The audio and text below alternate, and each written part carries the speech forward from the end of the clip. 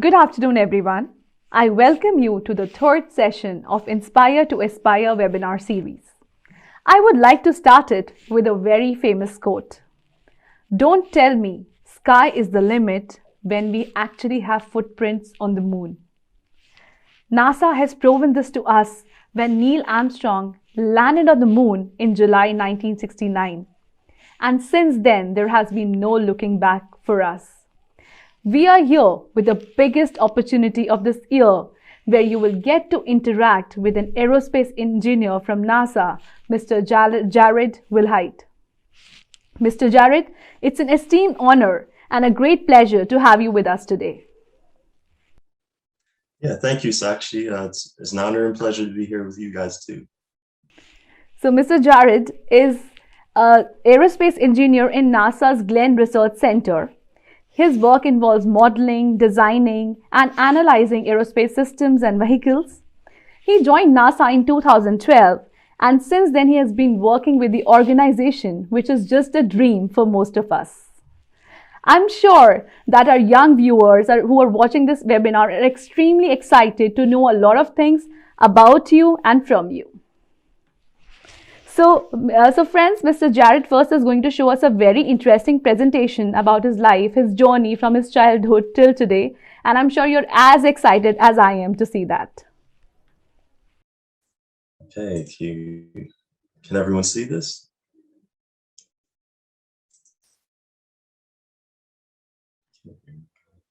Yes, Mr. Jarred, we can see your screen. Okay, great.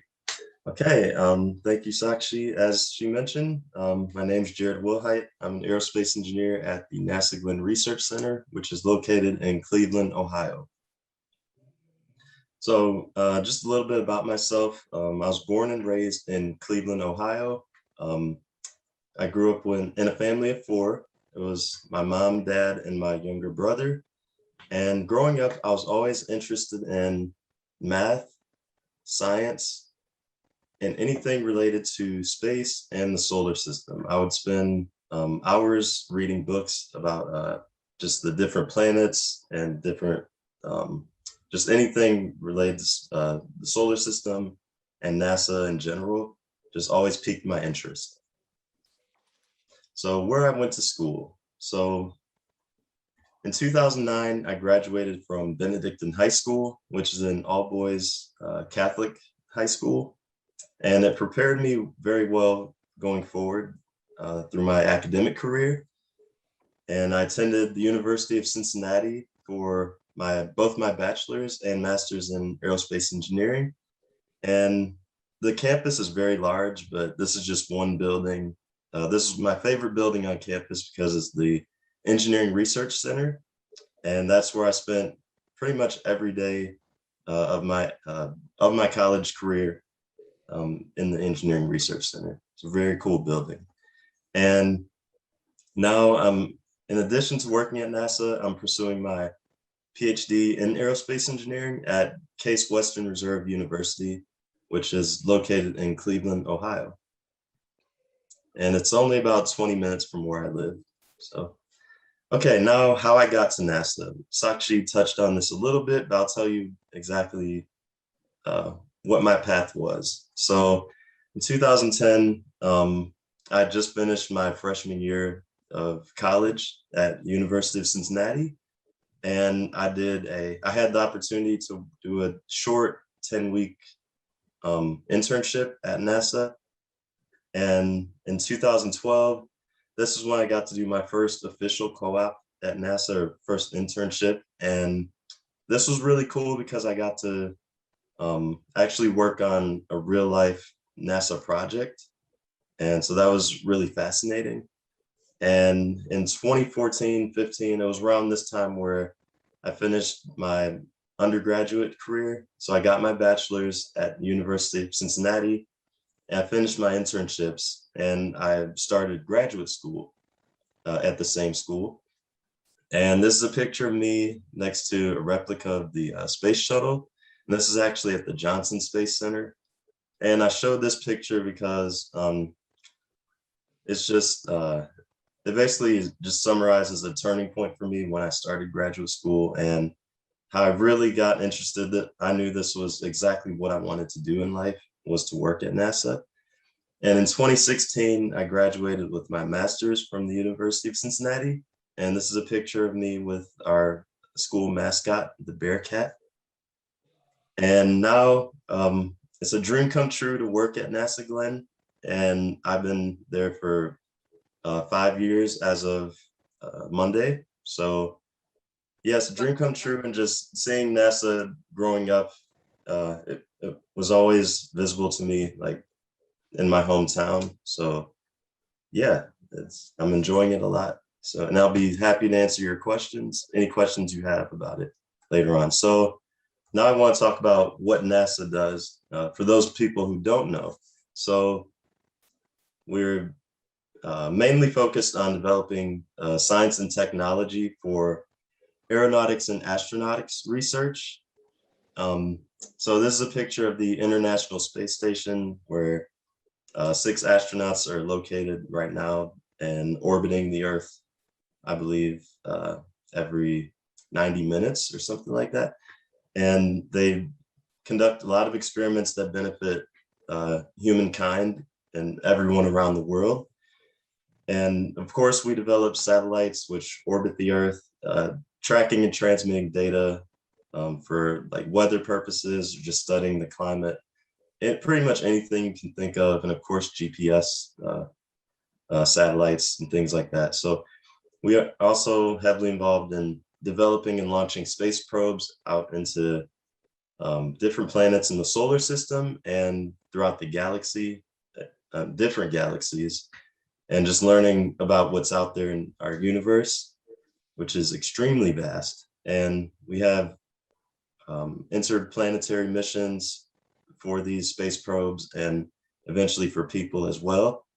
And we have thousands of researchers, engineers, scientists, and technicians that all do amazing things in all different kinds of fields, pretty much anything you can think of. And that's pretty much NASA in a nutshell. So what I do at NASA is a combination of modeling, which is basically using computer programs to develop just simulations for aircraft and spacecraft technology, like what you see on the right side. This is just the engine simulation that I developed. And I also do a little bit of experimental work, and that's mostly related to my PhD research. So flow loop testing, and also I'm involved with thermal vacuum testing, which I can go more into that later. Do you have any questions? But the simulations that I run are more for modeling, performance modeling and design purposes, just to see how how the spacecraft and different components will operate while in space. And that's all about me. So if you have any questions, I'll be happy to answer them.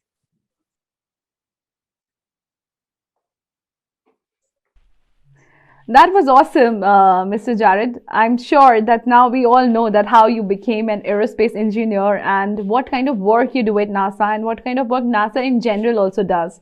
So we are going to kickstart the session with a very interesting question from one of the children. Hello sir, my name is Shobika Bhuvi. I am studying in UKG A section.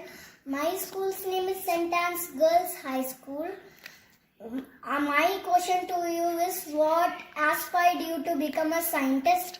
My next question is, why the Pluto is not the planet anymore? Waiting for your answers. Thank you. Okay, I hope you got the question.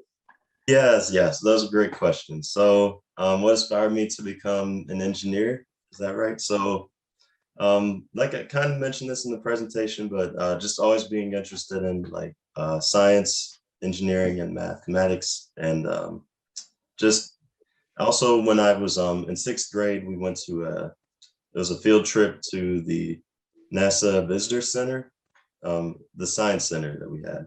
And that was located in Cleveland as well. And just seeing all the different exhibits and things like that, that really, that was my favorite field trip that I've ever been on. And that was really awesome. And as far as Pluto not being a planet anymore. The main reason for that is, so there's 3 criteria to being a planet. It has to orbit the sun. I believe it has to have a moon, and it has to clear the neighborhood of its orbit. And because it doesn't do that last criteria, it doesn't clear the neighborhood. That's why it's no longer considered a planet, and we're down to 8. So. Thank you for answering that question. And, there is always this memory attached to our childhood that really at times motivates us. I have asked this question a lot of times, and, so this field trip, I think, must have, excited you that what all work is happening at NASA, and maybe it has taken you, driven you to, or even motivated you to join. Is that right? Right. Yep, that's exactly right. Yeah. Yes, and like this girl also asked this question. I've seen a lot of children have this confusion. So when they think about NASA, they always believe that scientists work at NASA. So NASA is always associated with, scientists. Would you like to explain to our, like this, all the children over here that what is the difference between a scientist, an aerospace engineer, and an astronaut? Okay, well, the astronauts, that's easy. Well, pretty much astronauts start off as either a scientist or an engineer. Really, that never changes. They just go into space. That's the main difference between them. But for scientists versus engineers, engineers, we mainly develop solutions to different problems. So you'll see civil engineers develop bridges, buildings, and they come up with safe ways to do these things, as well as making these buildings more efficient, using less energy. And scientists, they mainly focus on different concepts. So just trying to understand what these concepts are, and just improving our understanding of different things around us. But engineers, we take what scientists use and learn, and apply these to solve problems. So I guess that's the best way to describe it. Thank you for that explanation, Jarred. And Mr. Jarred, I also want to ask you that, you had done your master's and bachelor's both from University of Cincinnati. And there are so many good aerospace companies, in US, like Boeing, like Airbus. You chose a very different path, like, you did not join any of them. Why NASA only? Was it there in your mind way before, or was it like, what was that motivation factor for you? So it's funny you bring that up, because I actually did do a short internship with GE Aviation as well. Like that was in my sophomore year. And the reason for that was it was located in Cincinnati, where where I went to school, where I went to college. So I did that first internship, and I just wanted to also try like different things. So at NASA, they have so much to offer. So when I co-op there, I didn't mention this, but I rotated in a lot of different branches, and then until I finally found my fit in the branch that I liked. So that was looking into like fluids and thermal systems. And I just like how NASA is just multifaceted, where there's something for all kinds of different fields. And with other companies, I guess I did look into, like when we had career fairs, I went to, I guess, just different companies that had aerospace, like Boeing. I know SpaceX is a major one, but NASA, that was pretty much number one for me my whole life, and just being exposed to it at a young age. So you were very much clear with that thought, and you even explored, other kind of, fields and everything, and then you decided that this is where you want to be. I think it's very important for the children to understand that, you need to explore first before you make your final call, especially when it is regarding your career. So now we have another very interesting question coming up from a kid, and she just don't have one, she has 3 questions to ask from you. Okay. Good evening to all. My name is Hashika Raju. I'm from India, Tamil Nadu. I'm studying in Sri Venkateshwara Matriculation Higher Secondary School, Chennai. Respected scientist sir, I would like to ask you some questions. I would be glad if you answer to these questions. First one, which topic in science inspired you to become a scientist? Second one, what should I do to become a NASA scientist? Third question, why does the ring particles of Saturn does not fall on or into it but just revolves around it? Thank you. Okay, those are great questions. Give me one second. So yeah, I believe the first question was what part of science inspired me to be an engineer or scientist? Pretty much I'll go back to high school because it's hard to remember grade school, but in high school, let's see, I started with biology my freshman year. And I remember my sophomore year, I studied chemistry, and I really enjoyed it a lot. Just learning about different elements. And I think having that hands-on experience in the lab, like working with beakers, mixing solutions and things like that. So I would say chemistry really opened me up to, yeah, this is what I really want to do. I want to be in the STEM field. And as far as mathematics, like I said, I was always interested in math, but when I started studying like pre-calculus and calculus, I know those sound very difficult, but I think the way that my teacher taught us like just made it very interesting, and I just always wanted to learn more. So I think my teachers are also, it's not just the subject itself, but the teachers that taught me that like really helped pique my interest and just develop my curiosity. And I guess I forgot what she said the second question was. So what can she do to become a scientist? Okay, that's very good question. Yeah, so I would say just learn as much as you can. Attend sessions like this one where there's people or engineers in your field that you want to go into, and just learn from them. Like there's a lot of different resources out there, whether it's with books or online. I can send you some links after this, but there's a few websites that NASA has where young kids can learn about just STEM and just different things that NASA does. There's interactive activities, puzzles, things like that. A lot of virtual resources. So yeah, just learn as much as you can and access resources. And the third question was about Saturn. So other than Earth, Saturn is my second favorite planet. So I really like this question. So yeah, so the rings are very large, right, around Saturn. And the main reason that they don't go into the planet or go any further outside is because there's actually two moons that are, or not two, but there's multiple moons that Saturn has. And there's a few on the outer ring, on the outermost ring, there's a few on the innermost ring. And the gravity from those moons on either end of the rings, those keep the rings intact. And you call them shepherding moons because they basically keep the rings in the formation that they're in. So.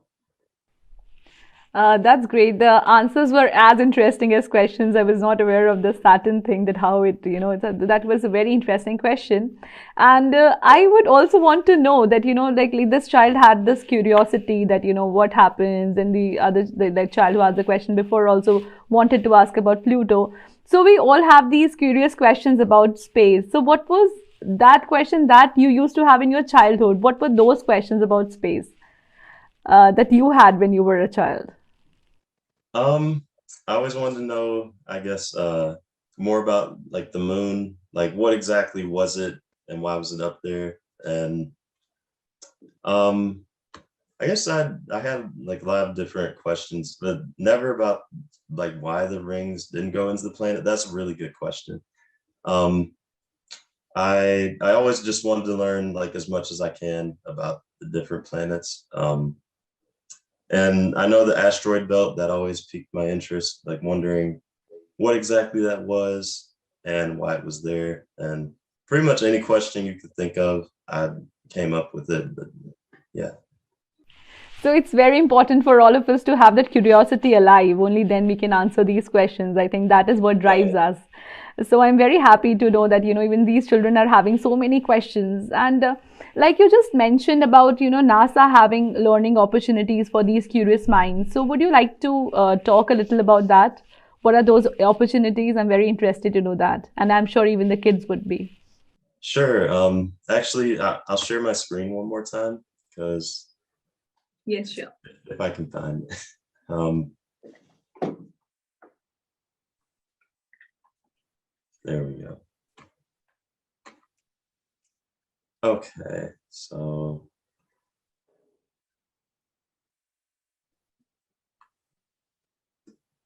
these are some extra slides I had just in case. So this is a, excuse me, this is a website that nasa.gov/STEM. These are just programs that they have. So if you're in kindergarten through 4th grade or 5th through 8th grade, or even high school, they have something for everybody. Like a lot of different activities you can participate in. NASA Science at Home. They pretty much, like I said, they have something for everyone, a lot of different learning resources. And yeah, so when you go to the website, this is what it shows. And then this is the commercial crew program they teach you about. And for those that don't know, commercial crew, that's the basically the agreement that NASA has with SpaceX as well as Boeing. We work with them to send astronauts to the space station, and this really helps the space industry advance as a whole and helps us continue to learn things about our planet. And yeah, so these are just a few of the resources, but there's plenty out there. And I can send you this link if you'd like, but that's it. Thank you so much, Jarred. I'm sure like we would want, like, you can just send me these links and we can then eventually send it to all the students. I'm sure students would be very much interested in knowing about NASA, and across all ages, they want to know and they want to understand how to, like, explore space and, know more about these planets, these cosmic bodies. So here we come up with our next question. What is that most interesting and ambitious project that NASA is working on right now, according to you? What is that? Yeah, that's a good question. So the most ambitious project, I think I would have to say Orion, like the Orion project, which is working to send astronauts back to the moon. And this is really ambitious just because, I mean, we've done it before already, but this is a brand new space program. Like, as you probably all know, like with the Apollo program, we went to the moon, 6 times for 6 different missions. But returning back to the moon this time, it's going to be different because we're not just going there just to say we went there. We're going to establish a sustainable presence on the moon. So like develop lunar bases and just use that as like a proving ground to learn how to work and live on another planetary body. And this will eventually be the stepping stone for going to Mars or some other planet someday. So I think the Orion project, that's the most ambitious one that we have right now. But there's a lot of different. So Orion project seems to be very interesting, and our children also want to know something related to that, because you talked about the inhabitation. So we'll just take up next question that the child has about that. Hello sir, I'm Divyanshi Goyal of 10th standard. I'm very grateful that I'm able to interact with you, and I'm always interested to know more about space. And my question is, what is the probability of having the human inhabited colony on Mars in near future? Thank you. Okay, so I think that was what's the probability of having a like humans colonize Mars in the future? So that's the question. I think right now we're proving that we've sent many rovers to Mars. Like right now, we got the Perseverance rover and Ingenuity helicopter. Mars travel or traveling to Mars, that's going to be tricky to say the least, and that's probably an understatement. Because Earth and Mars, I believe they're on the same side of the sun, every 26 months. So just the timing itself is going to be difficult. So sending someone to Mars, that's part of it, but sending them back, that's going to be the hardest part. Or if you're just sending them there and not worrying about the return mission, I think that would be a little easier. But I think working together, like as far as technology has advanced, and all the different companies that are involved in space travel and the space industry, like you see, of course, SpaceX comes to mind, Boeing, as we mentioned earlier, and Lockheed Martin, Virgin Galactic, Blue Origin. There's so many different companies, and I think if we work together like we've been doing, or at least we've started to in the recently, we've started working together with those companies. I think it is possible that in our lifetime we will see it, especially in yours. So yeah, fingers crossed. That's going to be very exciting, when that's going to happen. And, I always wondered that when, like, right now astronauts are going into space, and now, so many different personalities, the famous personalities have also started that, just traveling to space and coming back. So when do you think is it going to be possible for a common person like us, to travel to space and come back like that? Well, it depends what kind of mission you want to go on. So I think recently Virgin Galactic and Blue Origin, they've proven that pretty much they're making it possible for anybody to go to space, at least with the suborbital flight. Now, if you're talking with like low Earth orbit, like the space station, that's gonna be a little more difficult. And when you say the common person, I'm assuming you mean not rich, so it's gonna be a while for that because I know that right now it costs like $250,000 just to get a seat on the like one of those flights. So that's way out of my budget. So yeah, it's gonna be a while, but hopefully not too long. So now we have a lot of questions coming up from children, and they are going to ask or, like, shoot them one by one. So let's start taking them up.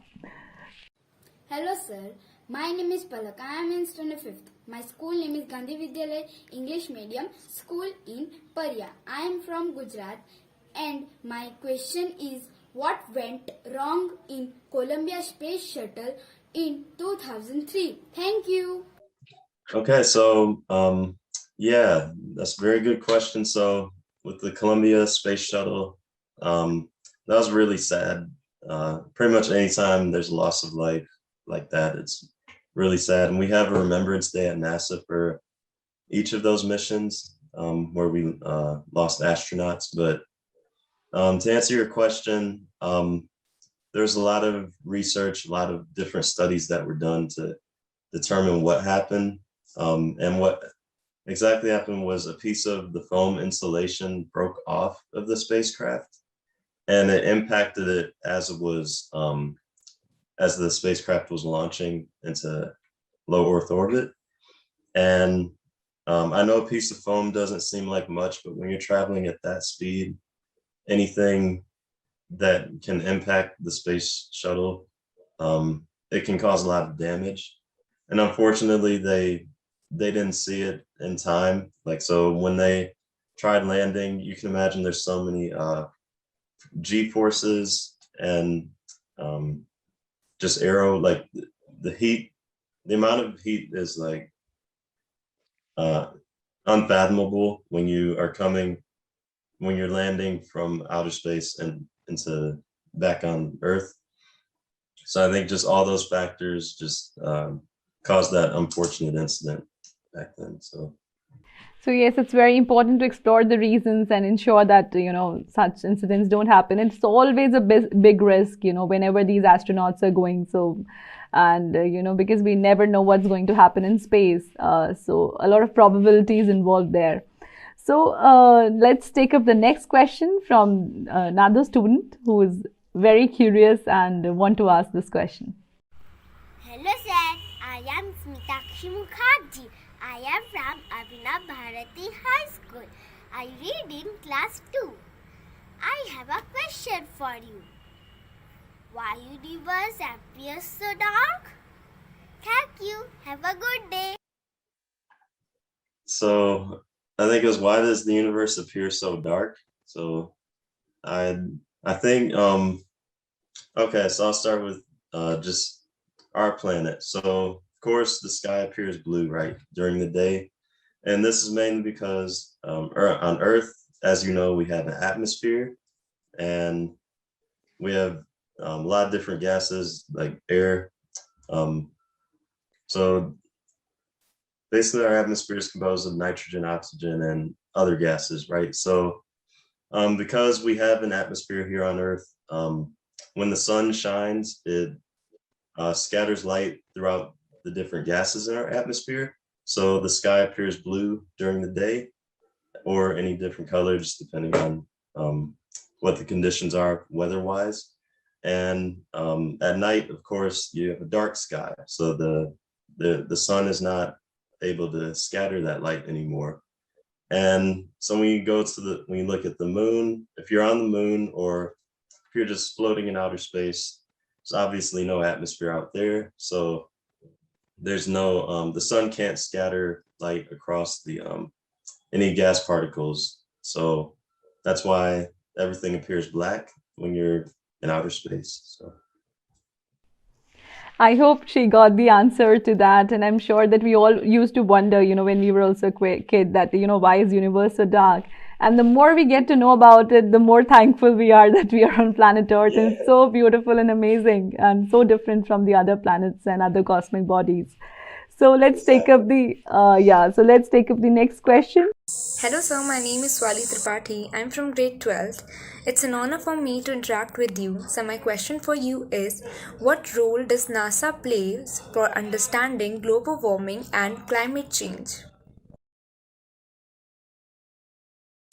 okay, that's a really great question. So as I mentioned, NASA, we're involved in many different fields and just all kinds of scientific research. So we do have an entire division that is that looks into like climate change, weather change, things like that. So we have a lot of satellites that have been developed to just study the weather and just how the different climate changes impact the environment, and or how various things impact the environment. So I guess just to answer your question, we have just a lot of researchers working on different projects. I'm not too familiar with what they're doing, but all their research is definitely being utilized to try and drive us to doing things more efficiently, having cleaner, I guess, things with aircraft, not just aircraft, but vehicles in general, just developing vehicles with less emissions, less CO2 in the environment, and hopefully leading to cutting down on deforestation, anything that will increase the greenhouse gases. That's what we're trying to get different companies around the world to stop doing, or at least cutting down on. Yes, and I think that's very important because generally we associate NASA with, the organization which is exploring other planetary bodies, universe. But what about our own Earth? So, definitely. So what we are doing, so we see a lot of satellite images coming up that, the ice is melting, and, that at the North Pole, or, or the South Pole. So what is happening? What are the changes happening? So those satellite images also tell us a lot of things about the, kind of climate changes that are happening. So I'm sure there's a lot happening, in NASA around that also. So let's take up the next question, and that is, about aliens, and I'm very interested to know the answer to that. Hello, sir. My name is A. Sidra Fatima from grade 8th. I'm always excited and interested to know more about space and aliens. And my question is, why was Mars able to sustain lakes and rivers ages ago but cannot now? My next question is, recently there was a video which showed aliens on Earth. Have aliens ever visited Earth? Do aliens live on Mars? Thank you. Those are really great questions. So I'll start with the first one. So pretty much Mars, the way that the atmosphere has developed, it's no longer able to sustain life at all, or any kind of water or whatever. So I just believe, just with the conditions, Martian atmosphere is extremely thin as opposed to ours. So any impacts from solar winds, or I know Mars has a lot of dust storms and different catastrophic events, and that has a lot of storms in general, and just all of those conditions over figure millions or billions of years, those pretty much wipe out any life or any sign of life,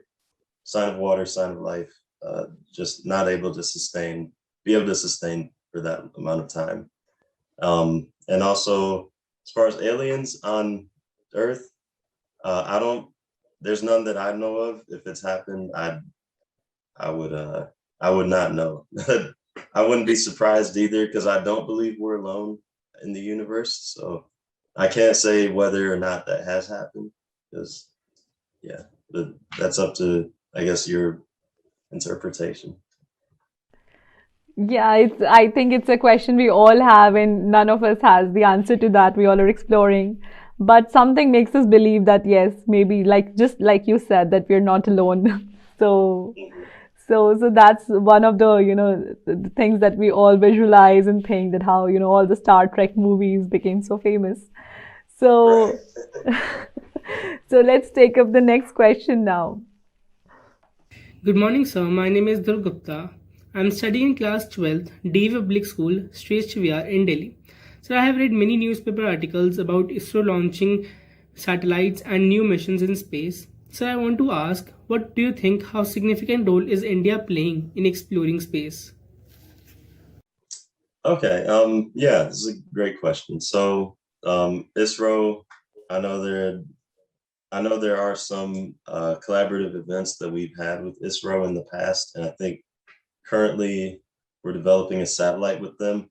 Honestly, I don't know too much about that exact project, but ISRO is definitely involved, or India as a whole, they're involved in the space race. So I know that they recently had a Mars reconnaissance rover of some kind, and also the Chandrayaan, that was the probe that they sent up to the moon that discovered that there was tons of water ice on that, or underneath the South Pole of the moon. So India is definitely has a major role in the space travel and space industry currently. So it's a very exciting time.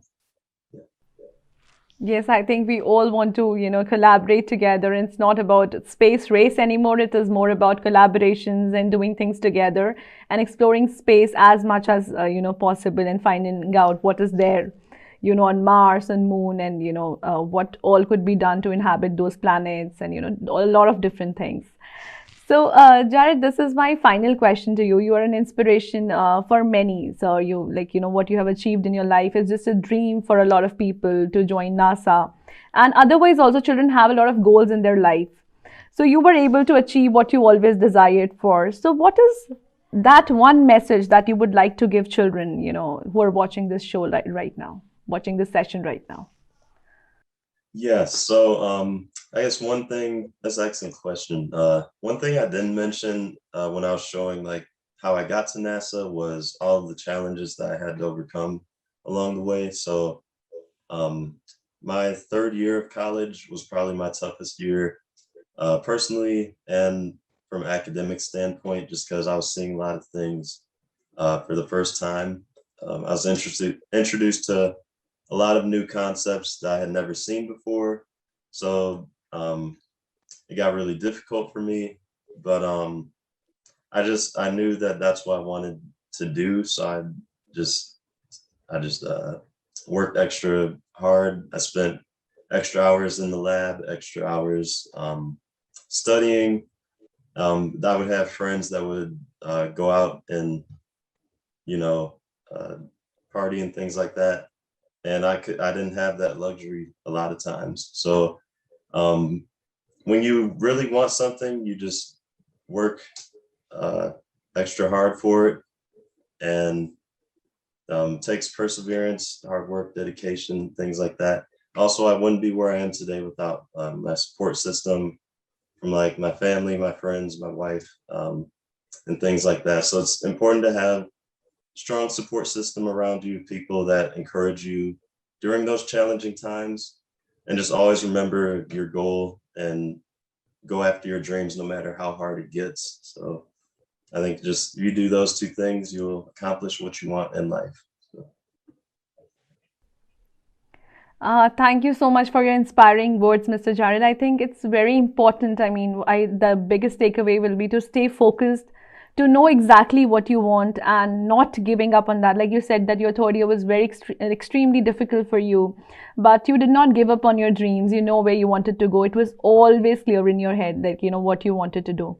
So I think that is very important for children to understand, that they need to have that perseverance, that determination, and that goal that needs to be very clear. And of course, it is an important message for the parents, for the support system that you know children have, that they all should support them in what they really want to do, and you know encourage them. Only then they will be able to achieve what they really want to.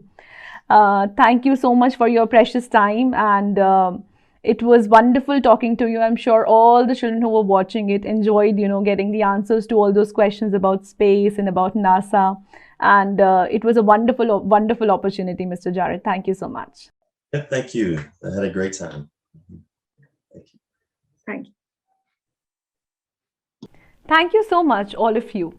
Now, we will see you on 7th of December, where you will get an opportunity to meet another famous